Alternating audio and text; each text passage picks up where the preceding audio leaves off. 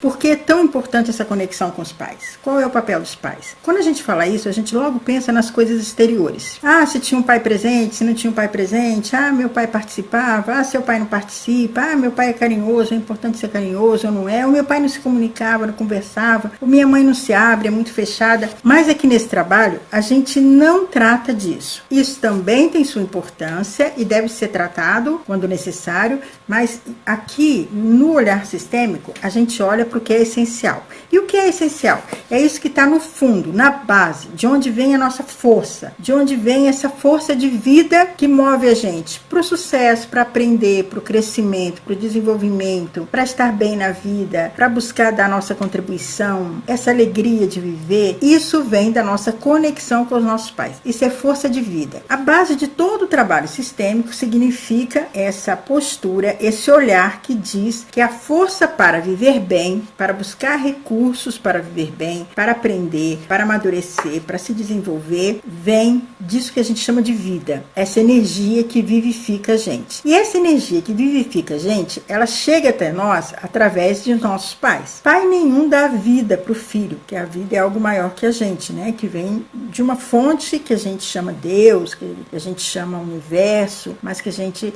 realmente nem compreende completamente. Agora, essa força de vida chega até nós através de nossos pais. O que significa isso para a gente ter uma imagem bem simples? Quando eu não aceito um dos meus pais, é como se eu fechasse essa porta. Eu fecho essa porta e essa força de vida não chega até mim. Ela vem 50% da família do meu pai, 50% da família da minha mãe e chega em mim. E eu sou um ser único que recebo essa força de vida. Ela chegou em mim, depois eu posso ou não passá-la para frente. Também eu posso viver a minha vida muito bem vivida, sem passar a vida para frente, mas através da minha vida, servindo a vida. Porque todo o resto que a gente faz, todas as profissões, tudo que a gente vive porque tem vida, né? A gente faz para as pessoas, a gente recebe, é sempre uma troca. Então, se trata aqui de tomar essa força de vida. O que isso tem a ver com educação? Tem a ver que aprender é um movimento de crescimento, de desabrochar. Aprender, quando eu aprendo algo, eu me transformo. Eu transformo a minha maneira de olhar o mundo, transformo a minha maneira de pensar, transformo a minha maneira de me sentir diante da vida, transformo as minhas atitudes, os meus comportamentos, e aí eu me diferencio. Eu me torno cada vez mais um eu sou, um eu mesma. E cada um de nós é único. A gente vive num tempo que se fala muito, né, no politicamente correto, em aceitar as diferenças. E a primeira diferença que a gente precisa aceitar é a nossa. É a gente se conhecer e aceitar que a gente não tem ninguém que é 100% igual a gente. Não é assim?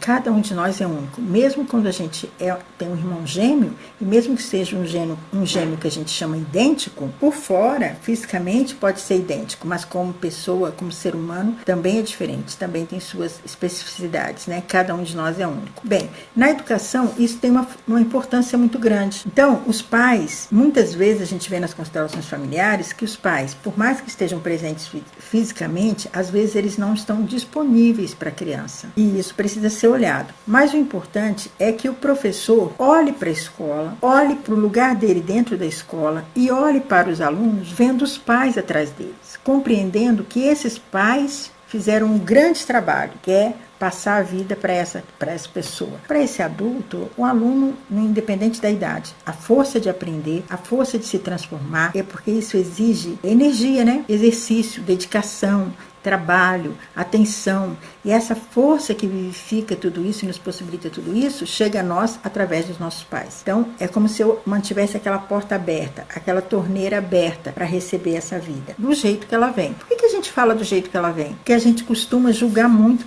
pelo exterior. Aqui nesse olhar sistêmico a gente olha para o que está no fundo, para o essencial, para essa profundeza de onde vem a força de vida. E quando a gente julga, a gente exclui. Às vezes a gente fala assim, mas meu pai não está disponível para mim. E às vezes somos nós que não estamos abertos para ele, né? Ou para ela, ou às vezes para os dois. Então os nossos julgamentos geram exclusão. Por que geram exclusão? Porque a gente usa a nossa mente, a nossa maneira de olhar, de pensar, e começa a julgar, separar o que é certo, o que é errado, o que é bom, o que é ruim, e exclui. Quando eu excluo, eu fico ali, preso naquilo, segurando aquilo. Olha, eu não quero ter nada a ver com isso. Quando eu julgo o pai, a família de um aluno, o contexto de onde um aluno veio, eu faço a mesma coisa. Eu deixo de me aliar a essa família num projeto de educação, eu deixo de me aliar à força de vida que vem para esse aluno lá de trás dele, para me auxiliar nesse processo de aprendizagem. Então, se trata basicamente de eu me aliar a essa força de vida. Quando eu faço isso, quando eu olho para isso, mesmo que esse aluno, que essa pessoa ainda não olhe tão completamente, nós estamos juntos e eu já faço a minha parte. E quando eu faço a minha parte, quando eu olho para algo, aquele que está do meu lado também olha. Toda questão tem muitos aspectos. Na sistêmica, a gente olha para isso o tempo inteiro. Nada é tão simples quanto a gente pensava antigamente naquele pensamento linear. Ah, isso é por causa disso, aquilo é por causa daquilo. Nós sempre estamos imersos em contextos complexos. Então eu vou falar aqui um outro aspecto. Cabe à família escolher para a educação do filho uma escola, uma linha de pensamento que tenha a ver também com os valores da família. Por quê? Porque é uma relação de confiança, é uma parceria. Quando eu sou adulto, mais fácil ainda, cabe a mim, e tão importante quanto escolher a universidade para onde eu quero ir, quais são os valores dessa universidade, para ter um alinhamento, para ter uma relação de confiança. E essa primeira relação de confiança é a base. A confiança é a base de qualquer relacionamento, de troca. E o que vai acontecer? Uma troca. Não é só uma coisa igual às vezes a gente pensava antes, que o professor, a escola está lá e oferece aquilo tudo como se fosse uma biblioteca. E aí o outro vai lá e pega se quiser. Não é bem assim. A coisa não é bem assim. É uma troca entre pessoas. Então é um relacionamento vivo. É um relacionamento que transforma nas duas direções. Um professor transforma um aluno. Todos nós, todo mundo que está aqui hoje, se parar uns 2 minutinhos e pensar na sua vida escolar, na trajetória da sua vida, vai lembrar de professores que realmente transformaram a sua vida. Esses dias eu vi isso de um ex-aluno e ele fez um treinamento comigo, diz ele que foi de uma semana, são coisas rápidas, né? Muita gente, a gente nem lembra direito. E ele disse assim, teve uma aula que você entrou na minha mente. Você entrou na minha mente e eu fui para casa e eu não dormi. Ele falou, Rosana, naquele dia você transformou a minha vida. Porque eu não dormi. Eu passei a noite pensando em tudo aquilo que você tinha falado na aula. E eu fiquei pensando assim, gente, eu preciso passar a respeitar o sentimento das pessoas. Pelo que ele falou, passar a respeitar o sentimento das pessoas, e é um homem jovem, provavelmente ele estava meio lidando com os relacionamentos amorosos de uma forma meio irresponsável, aspas, né? Sem noção de que realmente é uma coisa séria. O sentimento das pessoas é uma coisa séria. Isso tem a ver também com a educação? Tem, porque todos nós temos um profundo amor pelos nossos pais. Profunda. Mesmo quando a gente está zangado com eles, o que a gente recebeu deles não tem preço. E a gente tem uma profunda gratidão, mesmo que esse amor seja tão grande que a gente fica com raiva. Aí a gente queria que fosse perfeito, aí a gente vê os problemas e sente. A Lidiane falando aqui, qualquer julgamento traz consigo a resistência e potencializa a dificuldade de parceria. Total, Lidiane. Total. Porque olha só, é uma cooperação, é uma troca recíproca. Eu vou te ensinar e o resultado que eu desejo é que você aprenda. Mas você só vai aprender se você quiser, se você colocar atenção nisso, se você colocar tempo nisso, disciplina. Então é preciso ter uma confiança, porque não é uma linha de mão dupla. E hoje a gente sabe que ninguém motiva realmente ninguém de fora. Então é preciso despertar essa força, essa vontade de aprender. E aí, Lidiane, entra uma coisa muito interessante, que é nossa necessidade de pertencimento. Na universidade, isso pesa muito, principalmente em cursos que têm uma qualificação profissional que seja muito reconhecida na sociedade. Por exemplo, toda família brasileira tem esse ideal de ter um filho, digamos assim, médico ou advogado. Ainda era assim no tempo do Império e ainda não mudou muito, ainda existe isso, né? Porque é uma posição, é uma profissão que a gente valoriza muito, porque tem a ver com a nossa sobrevivência, com a nossa saúde. Só que uma pessoa, às vezes, que vai para uma universidade, de uma família, onde às vezes ele é o primeiro a ir para uma universidade e vai se formar em direito, em medicina, é uma coisa muito grande, ele se sente muito grande diante da família dele. Às vezes a família olha para ele como se ele fosse muito especial. Um aluno que tem uma inteligência, mesmo cognitiva, mesmo que não seja... Hoje a gente sabe das inteligências múltiplas, mas que tem um filho que tem uma inteligência em qualquer nível, muito, muito acentuada, a família olha como para esse filho. Nossa, é ele. Nossa, ele vai ser isso, ele vai ser aquilo. É uma idealização em cima. Então, isso tem um impacto dentro dessa pessoa. A gente se diferenciar da nossa família de origem exige uma força extra. Eu vou continuar pertencendo. A gente tem esse instinto de sobrevivência né? Que a gente sabe que precisa da nossa família como se a gente fosse criança. Então, quanto mais a gente fica adulto, a gente precisa ir se conscientizando de que a gente consegue sobreviver, ainda que seja sem a nossa família. A gente consegue ver isso muito simples, por exemplo, quando você tem um amigo ou alguém na sua família que já está com uma certa idade, 50, 60 anos, e aí o pai ou a mãe está indo embora desse plano. E às vezes a pessoa já está com 80, com 90 anos, mas aquele filho se sente como se ele não fosse sobreviver sem os pais. Olha só. Então, essa necessidade de pertencimento, ela é muito instintiva e ela atua de maneira muito forte. Então, às vezes, um aluno que não consegue, tem muita dificuldade em fechar um curso universitário. Essa semana eu consultei uma moça que ela me falou 2 cursos que ela fez tudo, tipo assim, um trabalho para entregar, uma nota, uma matéria, por uma prova, ela não se forma. Quer dizer, ela vai no sonho dela até aquele ponto, faz todo o serviço necessário, mas na última hora quer tomar posse daquilo, se apropriar daquilo, ela recua e começa outro projeto. É à toa isso? Não, gente, não é à toa. Nada é à toa, nada do que a gente faz é à toa. Então, essa parceria na educação, seja em qualquer etapa da nossa história, ela é exatamente isso, é uma parceria. Então, a educação, ela vai nutrir o outro, criar essa bagagem para que ele possa ir além, tanto profissionalmente, quanto espiritualmente, emocionalmente, intelectualmente. E esse ir além é um desafio. Como que ele pode ser feito de uma boa forma? Quando o professor olha para essa força de vida dessa família e vê que ali não está só um aluno indo adiante, é uma família, é um sistema. Quando esse aluno adquire essa nova forma de ver o mundo e o mundo começa a olhar para esse aluno de um modo diferente, toda a família vem junto, toda a família recebe. Quando a criança percebe,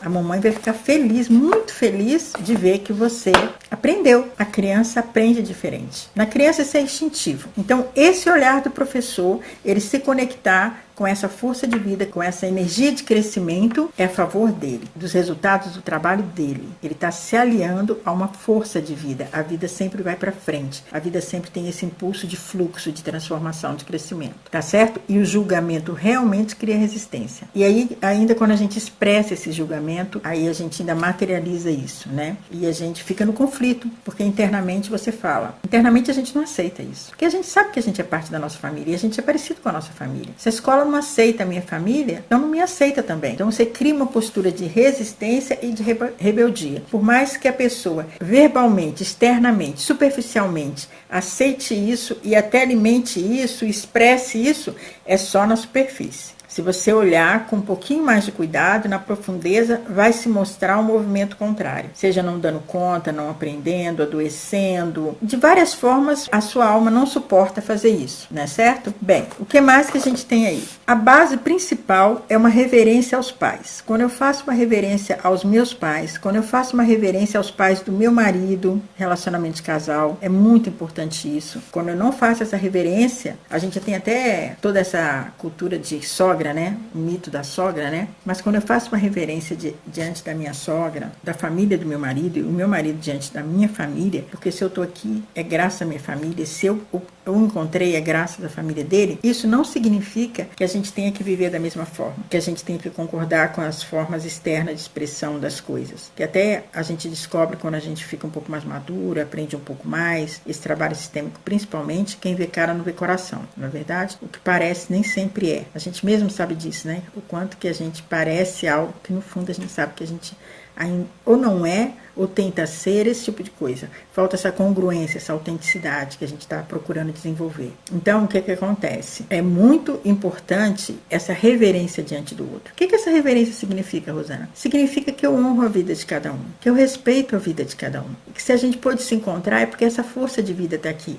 Agora, a forma como essa força de vida se manifesta em cada um é de cada um. E isso é responsabilidade de cada um. Aquilo que a gente pensa, aquilo que a gente sente, aquilo que a gente faz, quem é que vai arcar com as consequências? É a gente, que é como uma semeadura, e a gente colhe o que a gente semeia. Então essa reverência é só um respeito. Respeito não quer dizer concordar, não quer dizer eu vou fazer igual. Quando eu olho para a família de um aluno, que por exemplo, às vezes tem uma situação difícil em casa, por exemplo, de violência, quando eu olho com respeito, me curvo e dou um passo atrás, aqui é a escola, aqui é a universidade. Você está aqui para um projeto e eu também estou aqui para um projeto. Nós estamos aqui para um projeto em comum. E aqui, então, nós vamos cuidar disso. Isso vai trazer algo de bom para a sua vida. E quando a gente aprende, gente, algo de bom em qualquer esfera da nossa vida, fica muito fácil modelar para as outras. E só esse respeito, essa atitude de confiança um com o outro, já vai transformando demais a gente. A gente vai descobrindo que a gente pode encontrar, sim, apoio, respeito e cooperação em outras esferas além da nossa família. Isso não exclui a nossa família, eu falo a nossa família é nossa pista de decolagem, mas a gente não precisa ficar tão infantil, tão dependente só da nossa família e se fechando em relação ao mundo, porque quando a gente também julga, Lidiane, julga o mundo e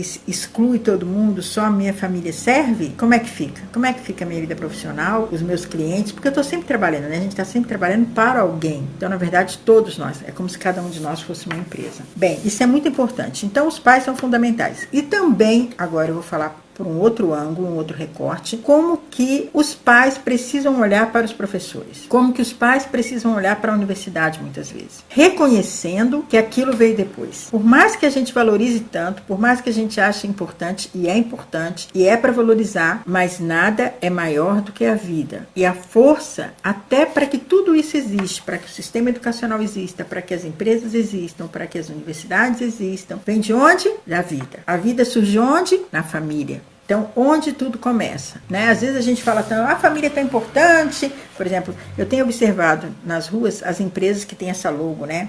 Somos uma família. Então, é porque sabe que família é uma coisa importante pra gente. Então, pega uma carona nisso. Mas é meio complicado, porque família é a nossa pista de decolagem. E família, às vezes, é onde tem os maiores desafios de relacionamento para todos nós. Porque é onde tem maior amor. E nada dói mais do que amor. E nada a gente se sente mais ameaçado do que onde envolve amor. E então, acho que talvez por isso que a educação também seja um ponto tão nevrálgico na sociedade, porque a relação de amor entre professor e aluno, ela é muito forte, é uma relação muito forte, é um encontro muito especial. E a gente tem isso no nosso inconsciente, a gente, no fundo, a gente sabe disso, né? Então, isso daí tem esse peso também. Então, a família, ela precisa olhar com muito respeito para essa escola. Ela escolheu essa escola, é responsabilidade dela, ela colocou lá. Então, se ela colocou, ela precisa confiar. É preciso ter essa relação de confiança. Família e escola, família e universidade, de igual para igual, troca se dá entre igual. Quando um está muito grande e o outro muito pequeno, a troca fica difícil, fica desequilibrada. É preciso a terceira ordem do amor, é o equilíbrio entre as trocas. Então, nenhuma instituição é melhor do que a outra no sentido de que cada uma tem o seu lugar. Todas as instituições que nós temos, elas foram construídas para servir a vida, para possibilitar uma vida melhor, para possibilitar uma vida em sociedade. Ainda que isso muitas vezes no caminho tem os seus problemas aí de gestão, de as coisas se tornam obsoletas, transformação ainda é um movimento difícil para todos nós, né? Assim, isso não retira o fato de que são importantes. Agora, é preciso o quê? Uma ordem, um respeito, cada uma no seu lugar. Quando todas se olham com respeito, todas as instituições dependem de pessoas. Todas. Eu lembro que no Senac as pessoas falavam, o Senac não permite. Eu falo assim. E eu falava, quem é o Senac? Essa sigla aqui no jaleco, o Senac são as pessoas. E as pessoas, hoje uma pessoa na rua, eu estava conversando com ela e ela falando, para as próximas gerações ela acha que vai ser mais fácil. Porque o nosso movimento de transformação, de entrar no fluxo, ele ainda está muito difícil porque a gente parece que está muito cristalizado, né? A gente está muito cristalizado e aí é preciso começar a afrouxar isso, abrir as portas, não só abrir essas portas aqui atrás que são as dos nossos pais que nos trazem, permitem que essa força de vida chegue a nós, mas abrir essas portas também em torno de nós, dentro da equipe onde nós trabalhamos, para possibilitar essas trocas. Todos, nós somos uma equipe.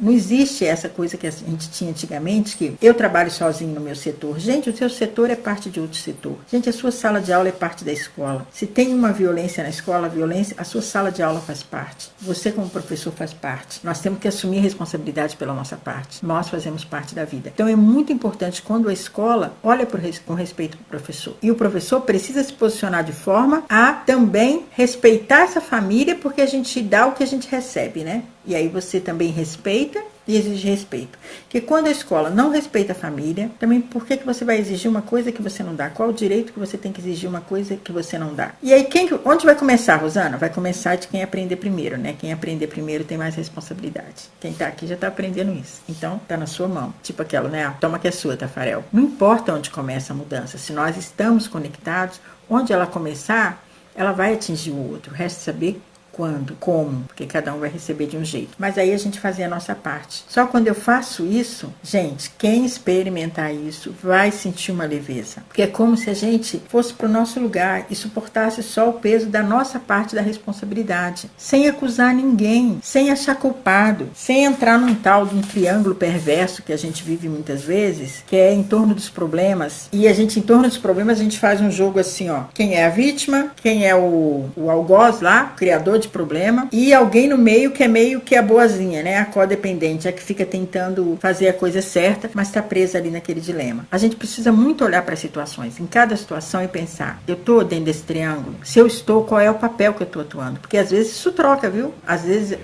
eu estou achando que eu sou a vítima, o outro está pensando o contrário, que ele é a vítima e que eu é que sou o causador do problema. E a gente fica nesse jogo e não sai do lugar. Então é muito importante a gente procurar olhar com mais clareza. O olhar sistêmico, ele nos possibilita isso. A gente respeitar o lugar de todos, respeitar o nosso lugar, olhar com mais clareza. Essa semana, a gente está com a nossa jornada Segunda-feira Sem Traumas no ar, aberta aqui no Facebook e no YouTube. É muito bom de ouvir.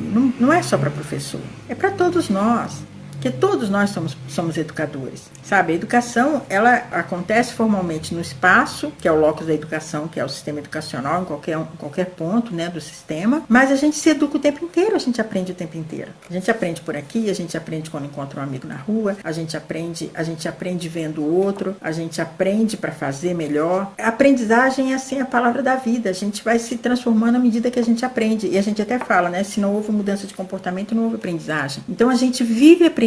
A educação, ela é contínua. A gente até fala que a vida é uma escola. Não tem falas que a gente diz. A vida é uma escola. E a vida é uma escola. E isso daí traz essa qualidade da gente reconhecer que todos nós somos aprendizes. Todos nós somos eternos aprendizes. E, de graças a Deus, quem permanece um aprendiz, porque isso significa que você permanece no fluxo, você permanece desenvolvendo. A gente não aprende mais, a gente se fecha, a gente cristaliza, a gente morre, a gente perde o bonde da história, né? A gente fica fora, a gente vai perdendo a conexão com a vida. E isso é uma coisa muito séria, né? Em todos os aspectos, de convivência principalmente, né? Eu lembro que, a gente não fala aí sogra, né? Mas a minha sogra, ela viveu muito tempo. Ela viveu 100 e alguma coisa.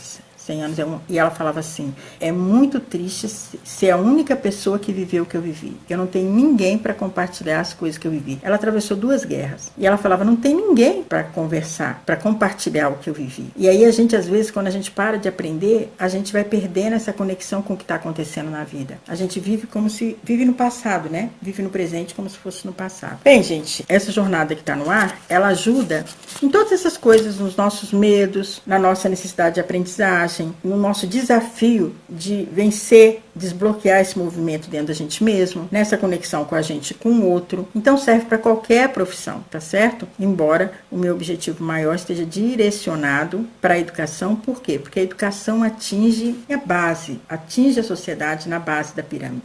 Cada professor, ele é um agente transformador na vida de centenas de famílias. Isso é uma coisa extraordinária, né? Ele muda o olhar e ele está ali com centenas de pessoas que representam centenas de famílias olhando para ele, para o olhar dele. Olha o poder de transformação na sociedade que essa pessoa tem. A gente até fala, né? De transformação na vida dessas pessoas. E depois que as pessoas, cada um de nós é um agente de mudança, né? O que a pedagogia sistêmica, um olhar sistêmico para a vida, ajuda a mim como pessoa, torna mais leve a minha carga de trabalho, principalmente, mesmo dentro da família, mesmo como mãe, mesmo como esposa, mesmo como filha. Por quê? Eu aprendo esse olhar sistêmico, aprendo a ver o conjunto do contexto onde eu estou, encontrar o meu lugar. E aprendo também a perceber a importância de ver a dignidade do lugar do outro. Gente, só de eu fazer isso, a mudança na minha vida é extraordinária. Eu recuo um pouco diante das pessoas. Eu recuo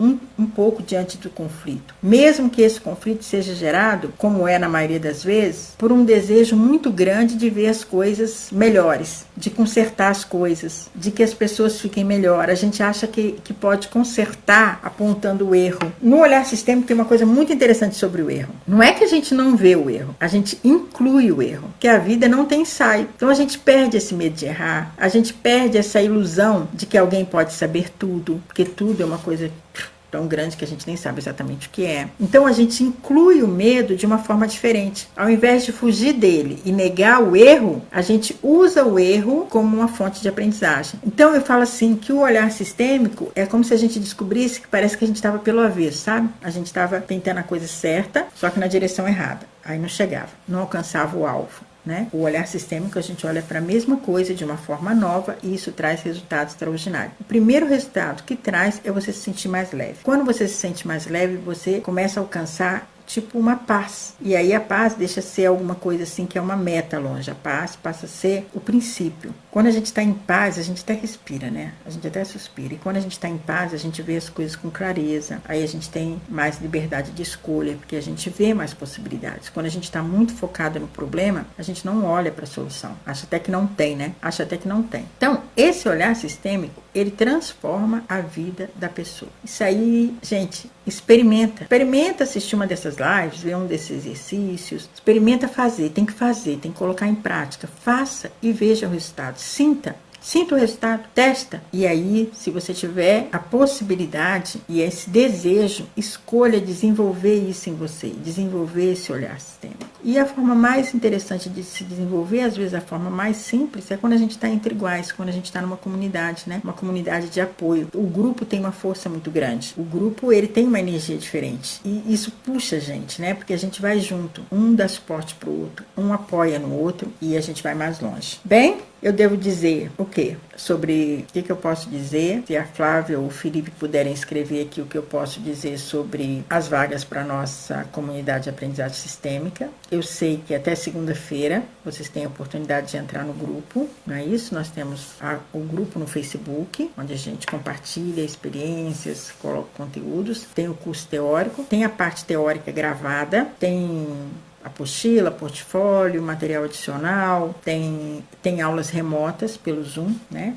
Porque é nessa troca, nessa reflexão que a gente constrói esse conhecimento e principalmente essa competência, que se trata de desenvolver uma competência de viver sistemicamente, de conseguir assimilar essas ferramentas e entrar num fluxo de vida que a gente possa lidar com os desafios naturais, porque eles não deixam de existir, eles sempre vão existir, mas de uma forma mais consciente, com um olhar que vê e tem um conhecimento, uma bagagem que possibilita agir de uma forma ganha-ganha para todos os envolvidos. Isso é muito importante, gente. A gente sair de uma guerra, né? De uma vida que é uma luta, que a gente até fala, é um guerreiro, é uma luta, não, mas a gente está entrando numa outra vibe, né? Vamos fazer disso aqui uma equipe, um ganha-ganha para todo mundo, vamos aprender cooperação, vamos aprender um olhar mais leve, para a vida ficar mais leve para todos nós. Isso é possível? É possível, mas depende da sua escolha. Você quer realmente isso para você? Uma vida mais leve, sair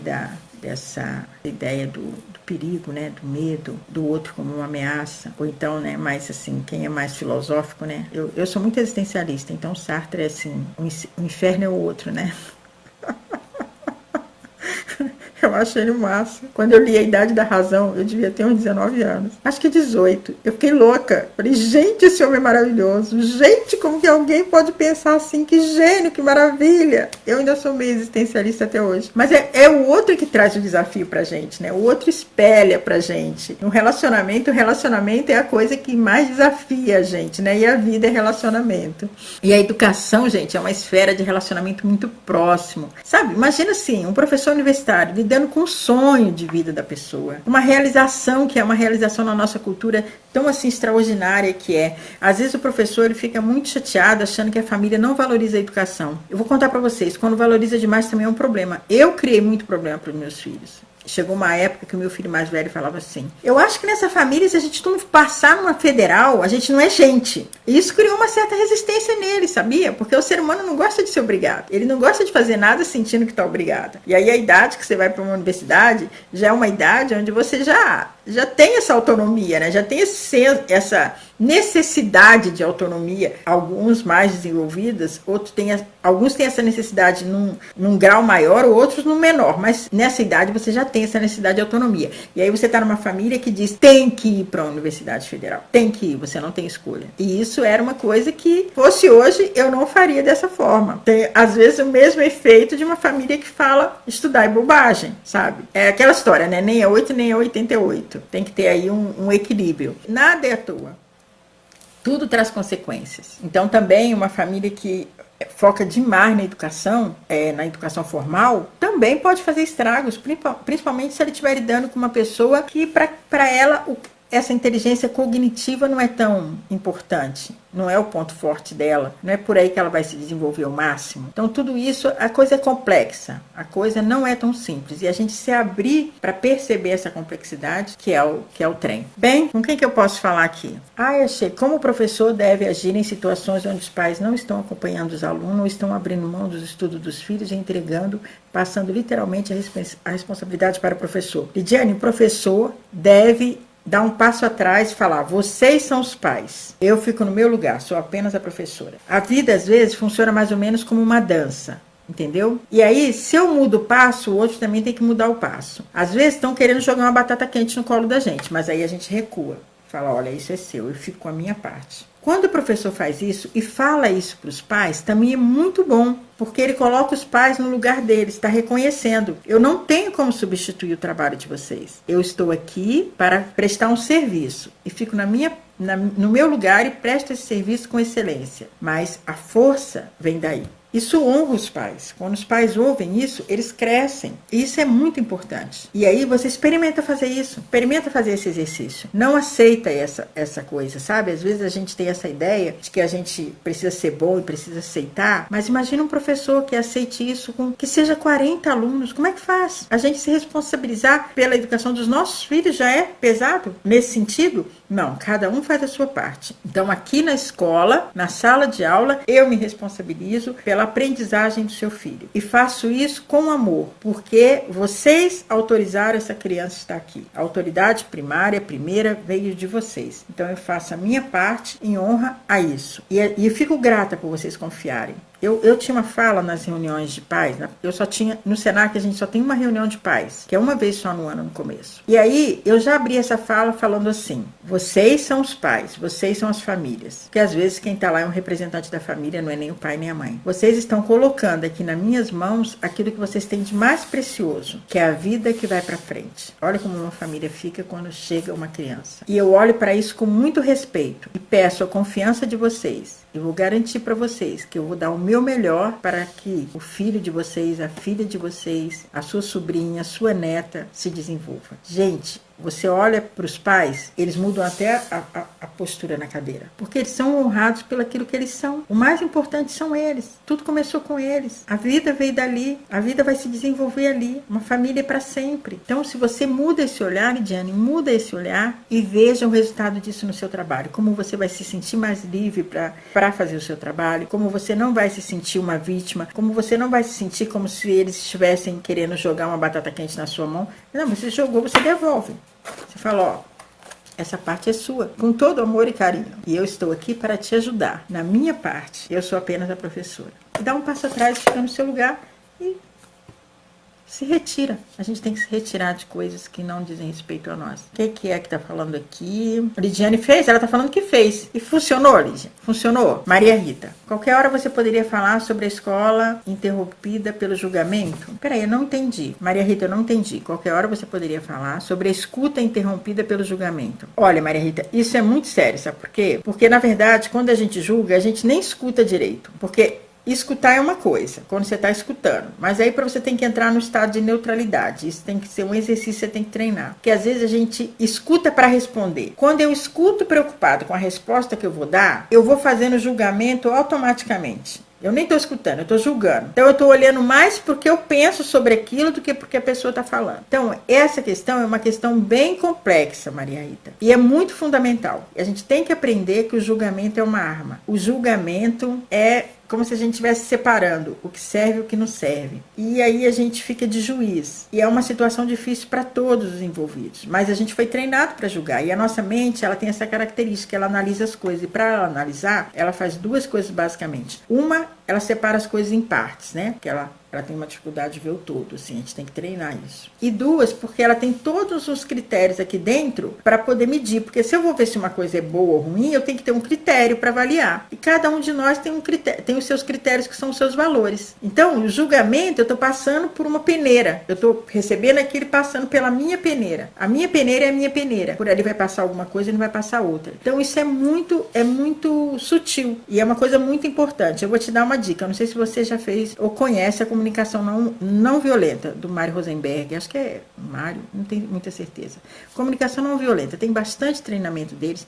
Eu fiz o treinamento, faço o avançado, com o Isven, um alemão que mora no interior de São Paulo. A página dele no Facebook chama-se Diálogos Corajosos. É um trabalho maravilhoso e ajuda a gente demais na comunicação e nessa questão do julgamento. A comunicação não violenta é um trabalho sistêmico também e ela é muito boa nessa área para desenvolver essa competência na gente, né? De ouvir, usar a nossa mente para discriminar, para analisar, para tomar decisões, mas diminuindo a quantidade de julgamento. Ela falou aqui, cria-se muitas caixinhas cheias de rótulos e parece que cada pensamento iniciado já faz o outro parar de te escutar, te colocar numa dessas caixinhas e a partir daí cortar o diálogo que poderia ser, bem, é verdade.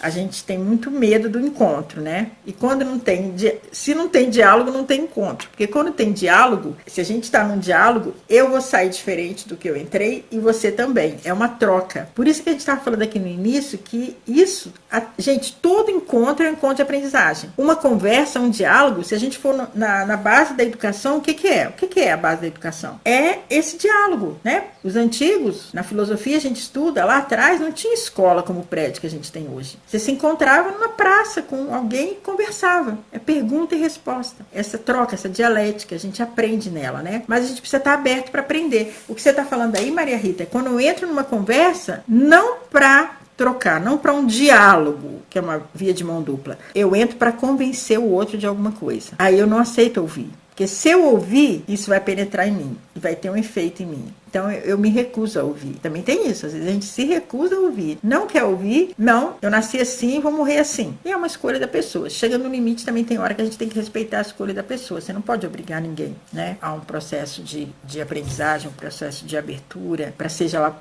o que for. Aí entra o nosso respeito e você se retirar. É um direito seu, não é verdade? Por mais que isso me afete e afeta, eu vou resolver como eu vou me relacionar com isso, mas é um direito seu também. E tem uma frase aqui que cabe muito nisso, sabe o quê? O que é mais importante para mim? Estar certo ou a pessoa? A gente, nessa coisa da conversa, do julgamento, tem muito essa coisa do certo e errado. A gente fica muito preso nisso, do que é certo e no que é errado. A gente é muito moralista, muito. E isso prejudica muitos relacionamentos, sabe? Então, às vezes, a gente abre um pouco mão disso. Quem tá certo, quem tá errado, a gente estando em paz, já é alguma coisa. Bem, gente, é isso. Podemos fechar? Essa live fica aqui. Vocês podem ouvir depois. Podem comentar embaixo. Se tiver mais alguma pergunta, Maria Rita pode colocar. Gente, é muito bom quando comenta assim. Porque muita gente não assiste a live. Ou se assiste, não tem ainda essa... preciso... Não sei qual é a palavra, coragem para participar, né? A gente tem medo de falar, a gente tem medo de se expor e tem medo de ser julgado, de ser criticado. E aqui a exposição é para um tanto de gente que a gente nem sabe quem é, muitas vezes, então a ameaça fica maior. Então, quando a gente comenta algo no chat, lá no Facebook, e aí a gente conversa, muita gente pode tirar proveito. Sabe? É como se estivesse jogando sementes ao vento, mas muitas vezes ela cai numa terra fértil. E às vezes a pessoa, eu vejo pelo nosso grupo no WhatsApp. A Rosa da Terra tem um grupo no WhatsApp também, e às vezes uma pessoa coloca alguma coisa lá, e aí eu comento com ela, a gente comenta e tal, uma questão, eu tô com um problema, aconteceu isso hoje, a gente comenta, aí tem 100 pessoas ali dentro do grupo, aí muitas pessoas leem. Às vezes a pessoa no grupo não fala nada, às vezes até fala no grupo, nossa, eu acordei, estava rezando, pensando a Deus, pedindo a Deus uma ajuda, e daí eu olhei no grupo e vi essa conversa, e essa conversa me ajudou muito. Às vezes a pessoa não fala isso no grupo, mas manda uma mensagem para mim no pessoal, nossa, Rosana, hoje eu acordei pedindo a Deus para me dar uma luz, e aí ouvir aquela conversa no grupo. Aí é como se eu falasse assim, isso, você tem que agradecer a Maria Rita, porque foi a Maria Rita que teve coragem de colocar o problema dela lá no grupo e a gente começar a conversar. Não um problema muito íntimo, não um segredo, isso a gente não vai colocar em grupo nenhum, nem no Facebook, nem em rede social nenhuma, gente. A nossa intimidade tem que ser preservada. A gente não pode perder o limite entre o privado e o público. Isso é uma coisa muito séria que a gente precisa começar a discutir sobre as redes sociais. Mas quando a gente abre um pouco o nosso coração, como a gente se coloca como igual, como pessoa, sai dessa coisa de achar que tem alguém que é perfeito, parecer que é perfeito, fingir que é perfeito. Nem perfeito nem existe, né? Todos nós temos necessidades parecidas e dramas parecidos e a gente está aprendendo a lidar com isso de uma forma mais leve, sem tanta sofrência,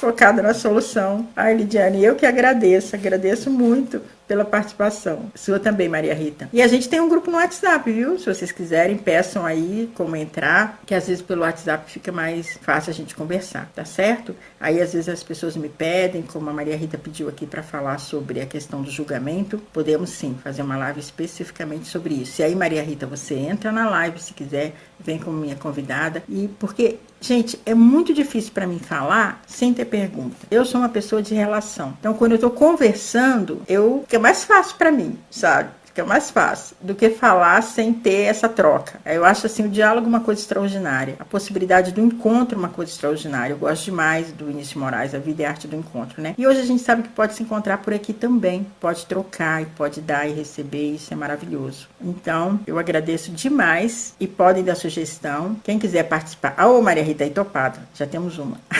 Então tá bom, eu vou combinar com você. E aí a gente conversar sobre isso. Maria Rita é professora de música. Maria Rita, entra na nossa comunidade de pedagogia sistêmica. Gente, não importa qual é o conteúdo que você ensina, não tem conteúdo menos importante. A pedagogia sistêmica se trata de como ensinar, como lidar com o aprender, como lidar com a necessidade de aprendizagem sistêmicas. A música é uma coisa extraordinária, gente. Eu, no projeto de educação dos meus filhos, a primeira coisa, meus filhos não entraram cedo na escola, porque eu não pus em educação infantil, não pus em prézinho, nada disso. Mas eu pus na escola de música.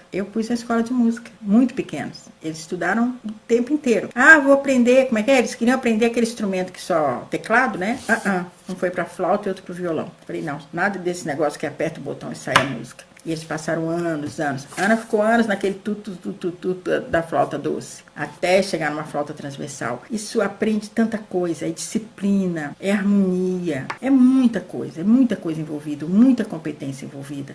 Então, a sua área, Maria Rita, é uma área extraordinária para o desenvolvimento do ser humano. Esse desenvolvimento emocional que é tão importante para que a gente tenha um desenvolvimento cognitivo adequado às necessidades que a gente tem hoje, né? Gente, a gente está no contexto, a gente fala assim, tá tudo fácil, não precisa aprender. Muito pelo contrário. A gente está num ambiente que a gente exige aprendizagens sofisticadas. Não se trata de aprender a usar o computador mais, se trata deles aprenderem a como criar realidades virtuais. Pensa, eu não consigo nem pensar no trem desse. E é necessário, porque esse mundo já está aí. É preciso saber matemática profundamente. O que era suficiente para a gente de matemática é nada, porque esse mundo do algoritmo aí, esse negócio tudo, é pura matemática. Então, são coisas muito sérias. A gente fala assim, os jovens de amanhã são o futuro de amanhã. Não, o futuro, quem constrói somos nós que somos adultos de hoje. O futuro é consequência do que a gente fizer hoje. A responsabilidade é muito grande. Então, a gente precisa acordar para isso, que a gente precisa preparar, e não é assim preparar a nível de conteúdo não, porque a gente nem sabe os conteúdos que vão ser daqui a 5 anos, a nível de competência, como estar preparado para aprender rapidamente o que vier pela frente, essa abertura para aprender, essa base interna de valores, de competências anímicas, e a música é muito importante para isso, para o desenvolvimento anímico. Então, Maria Rita, e olha que na escola não é muito respeitado, né? Educação física, que é uma coisa, o físico, gente, o corpo físico é a nossa base, sem o corpo a gente nem vive. Acho que é essencial 2 coisas, né? Primeiro, receber a vida através de nossos pais e dos nossos ancestrais, essa força de viver.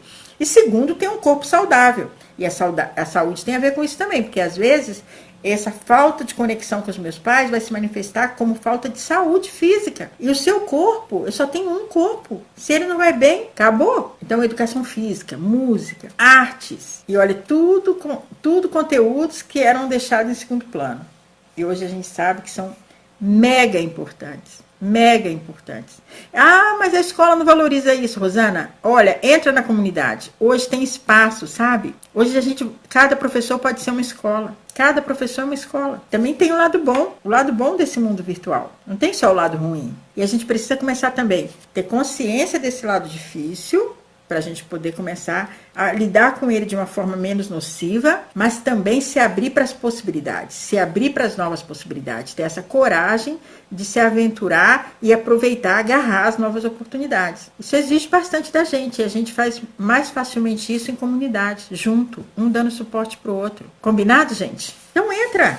A Maria Rita falando aqui, entra que vai ser um prazer. Já pensou ter você lá, fazer uma live? Ah, não, Maria Rita, vamos fazer uma live também com música. Ah, gente, a gente tem que se juntar, a gente tem que somar competências, a gente tem que quebrar um pouco essas barreiras, fluir mais, poder aumentar esse equilíbrio entre o dar e o receber, se sentir bem oferecendo aquilo que a gente tem para oferecer, vendo o outro receber e também se permitindo parar e receber aquilo que o outro tem para oferecer. É um movimento de saúde, de equilíbrio, de paz entre nós. E a gente começando, a gente está fazendo a nossa parte. É o máximo que a gente pode fazer. Envolver através da arte, envolver através de um cognitivo que seja reflexivo, troque, que a gente aprenda a conversar, aprenda a cultivar o diálogo. Não essa linha de mão única que eu tenho que falar e o outro ouvir, como se o outro fosse uma caixa aberta que tem que entrar tudo aquilo lá dentro. É pouco isso, não é suficiente para construir essa base para um ser humano autêntico, coerente, que saiba gerenciar o próprio pensar, o próprio sentir, o próprio fazer, gerar essa competência de vida plena. É uma aprendizagem contínua isso, né? Mas a gente faz a nossa parte, cada um no seu ponto do caminho. Bem, quem tiver alguma dúvida, quem quiser perguntar alguma coisa sobre a comunidade, sobre os preços, gente, tem uma escala de preço, então quem comprar hoje, amanhã tem um valor, até o valor máximo que é, acho que no domingo e na segunda-feira. Então aproveita a oportunidade, compra antes com desconto. Essa semana é a semana do professor e a gente pode se dar um presente. A jornada Segunda-feira Sem Trauma já é um presente que a gente está oferecendo. Aproveita, assiste, é 100% gratuita. Coloca as dúvidas, vamos usar esse material para ampliar a discussão, para ampliar a aprendizagem. E invista em você, entra na comunidade. Tenho certeza que não vai se arrepender. Combinado? Boa noite, muito obrigada. Um abraço e até. Aguardo vocês.